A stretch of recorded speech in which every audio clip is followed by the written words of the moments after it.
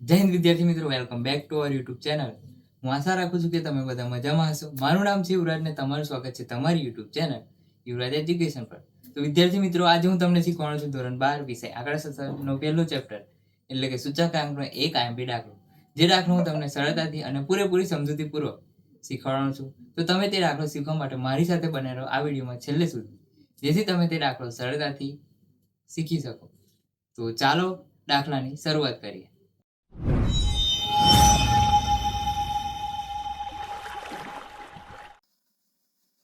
ફરી તમારું સ્વાગત છે નવા વિડીયોમાં.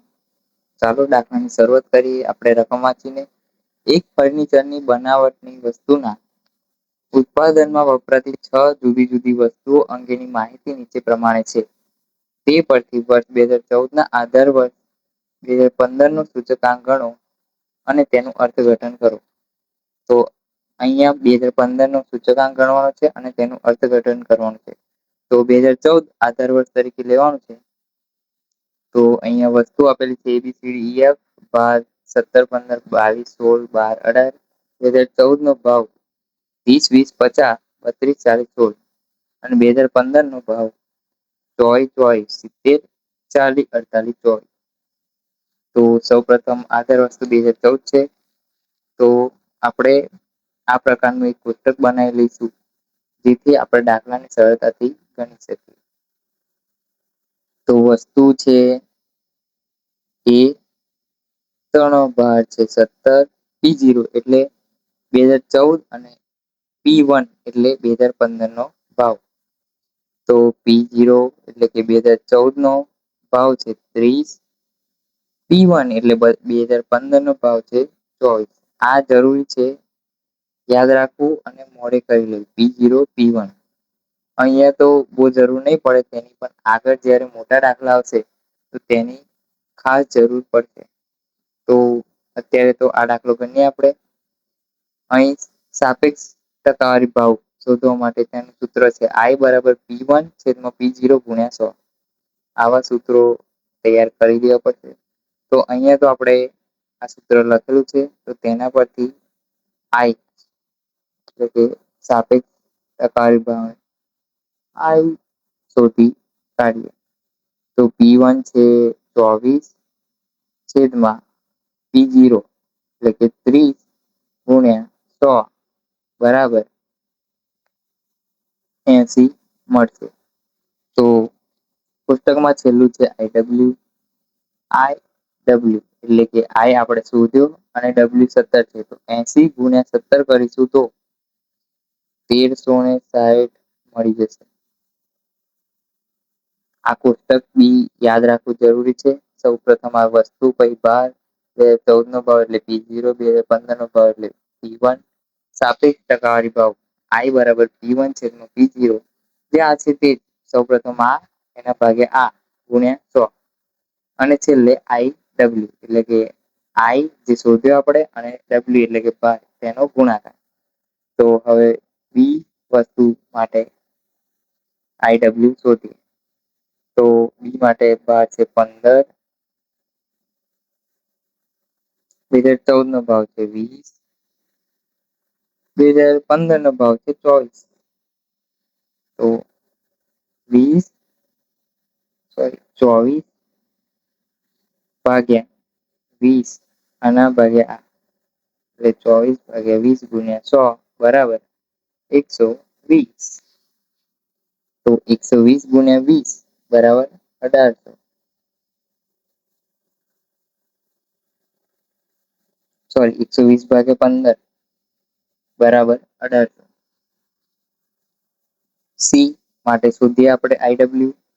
તો તેનો ભાર છે 22, અહીંયા 50, P0 2014 નો ભાવ છે 50, 2015 નો ભાવ છે 70. તો P0 70 ભાગ્યા 50 ગુણ્યા 100 બરાબર અહીંયા મળી જશે 140. 140 ગુણ્યા 22 બરાબર 3080 IW. હવે ડી માટે IW શોધીશું. તો તેનો ભાર છે 16, અહીંયા P0 ભાવ છે 32, અહીંયા છે 40, 2015 નો ભાવ, તો 40 ભાગ્યા 32 ગુણ્યા 100 બરાબર આપણને 125 મળી જશે. તો 125 ગુણ્યા 16 બરાબર 2000 મળી જશે. હવે ઈ વર્ષ માટે આઈડબ્લ્યુ શોધીએ, તો તેનો ભાર છે 12, તેના 2014 નો ભાવ છે 40, 2015 નો ભાવ છે 48, તો 48 ભાગ્યા 40 ગુણ્યા 100 બરાબર 120 મળી જશે. તો 120 ગુણ્યા 12 બરાબર આઈડબ્લ્યુ જે મળી જશે આપણને 1440. હવે એફ વર્ષ માટે આઈડબ્લ્યુ શોધીએ, સોરી વસ્તુ એફ માટે, તો તેનો ભાર છે 18, 2014 નો ભાવ છે 16, 2015 નો ભાવ છે 24. 24 ભાગ્યા 16 ગુણ્યા 100 બરાબર 150. 150 ગુણ્યા 18 બરાબર આઈડબ્લ્યુ આપણને મળી જશે 27. અહીંયા આપણે કુલ કરીશું તો સિગ્મા ડબલ્યુ બરાબર 100. કોઈ બી દાખલામાં જોઈ લેજો, સિગ્મા આઈડબ્લ્યુ બરાબર 100 જ મળી જશે. અહીંયા કઈ નહીં થાય. અને આ છેલ્લા આઈડબ્લ્યુ નો જે સૂત્રમાં આપણને જરૂર પડશે, તેથી સિગ્મા આઈડબ્લ્યુ આ બધાનો સરવાળો બરાબર 12,380 આપણને સરવાળો પ્રાપ્ત થશે. તો સૂચકાંક 2015 નો સૂચકાંક ગણીશું, તો તે માટે સૂત્રમાં આપણે રકમ મૂકીને તેનું સૂચકાંક ગણીશું. તો સૂત્ર એમ છે કે 2015 નો સૂચકાંક આઈ બરાબર સિગ્મા આઈડબ્લ્યુ છેદમાં સિગ્મા ડબલ્યુ. તો સિગ્મા આઈડબ્લ્યુ બરાબર 12,380 છેદમાં સિગ્મા ડબલ્યુ બરાબર 100 બરાબર 123.80 આપણને સૂચકાંક મળી જશે. તો હવે તેનું અર્થઘટન કરીએ.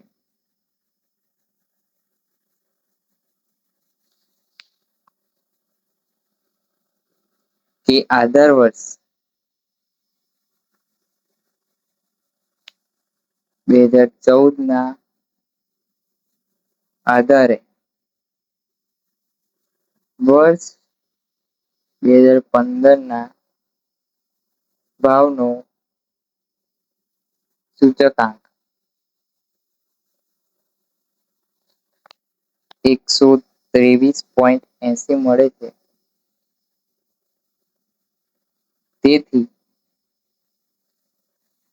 ફર્નિચર ના ભાવમાં 123.80 માઇનસ 100 જે આધાર વર્ષ હતું તેનો સૂચકાંક 100 હતો બરાબર 23.80% જેટલો વધારો થયો છે તેમ આપણે કહી શકીએ. તો વિદ્યાર્થી મિત્રો, આ રીતે તમારે અર્થઘટન કરવું જરૂરી છે. તેનો માર્ગ એક હશે, તેથી અર્થઘટન કરવું જરૂરી ગણાશે. તો અર્થઘટન કર્યા બાદ આપણો દાખલો પૂર્ણ થાય છે. તો મળીએ એક બીજા નવા દાખલામાં. તો વિદ્યાર્થી મિત્રો, અહીંયા આપણો દાખલો પૂરો થાય છે. જો તમને દાખલામાં કંઈ પણ ખબર ના પડી હોય તો તમે કમેન્ટ સેક્શનમાં જણાવી શકો છો, તો હું તમને તે શીખવાડી દઈશ. અને વિદ્યાર્થી મિત્રો, વિડીયો જો થોડો પણ સારો લાગ્યો હોય તો તમે કમેન્ટ સેક્શનમાં એક નાની એવી સારી કમેન્ટ કરતા જજો. અને આપણા આ વિડીયોને લાઇક, શેર અને આપણી યુટ્યુબ ચેનલ એટલે કે યુવરાજ એજ્યુકેશનને સબસ્ક્રાઈબ કરતા જજો. જય હિન્દ. મળીએ એક નવા વિડીયોમાં.